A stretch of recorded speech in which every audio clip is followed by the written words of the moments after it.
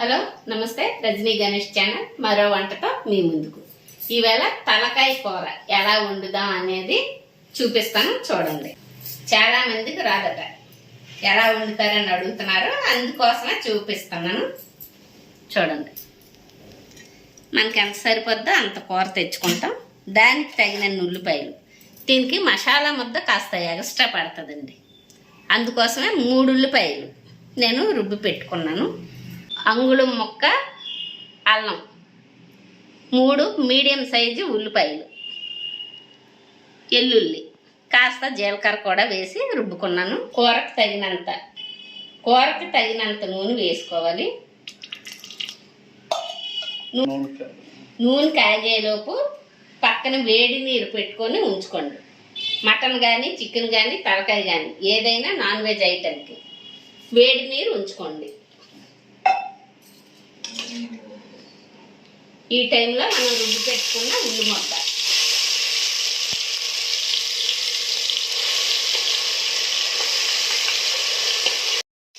చూడండి, ఉల్లి ముద్ద వేగింది. ఈ స్టేజ్లో కూరకు తగినంత ఉప్పు వేసుకోండి,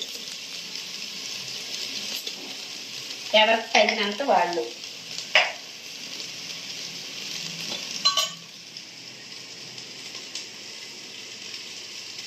కారం కూడా వేసుకోండి,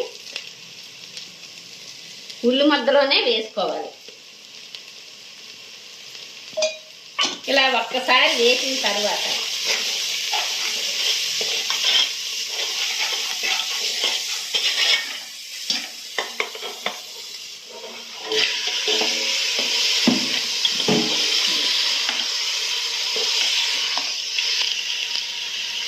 అది కూర బాగా వేగింది కదండి. ఈ టైంలో మనం వేడి నీరు పోసుకోవాలి.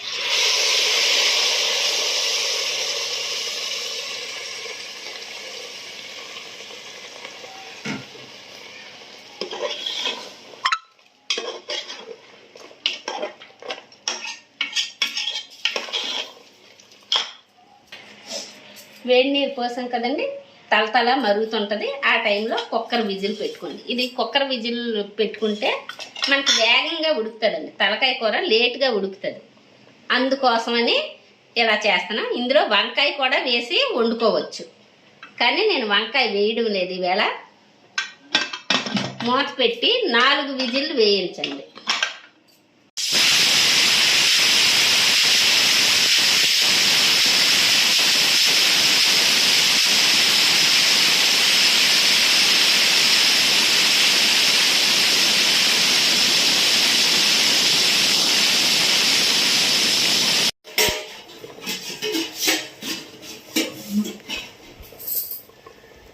ఇదిగోండి, విజిల్స్ 4 వేయించాం. పొయ్యి ఆపాం. చల్లారిన తర్వాత మూత తీసి చూసుకోండి. మీకు వాటర్ ముక్క చూడండి, ఉడికిందా లేదా, ఉప్పు కారం అన్నీ మీ కూరకు తగినట్టు సెట్ చేసుకోండి. ఉడకలేదనుకోండి, మరి 1 విజిల్లో 2 విజిల్లో వేయించుకోండి మీకు తగినట్టు.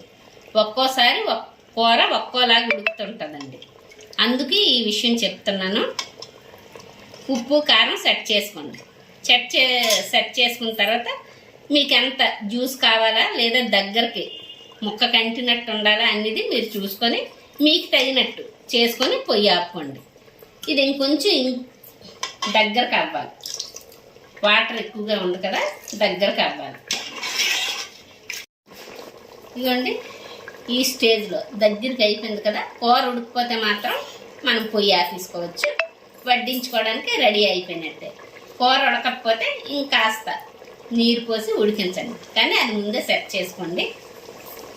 ఇలా దగ్గరికి అయిపోయిన తర్వాత మనం పొయ్యి ఆపుకొని చల్లారిన తర్వాత తినడమే. ఒకసారి ట్రై చేసి చూడండి. లైక్ చేయండి, షేర్ చేయండి, సబ్స్క్రైబ్ చేయండి. Thank you.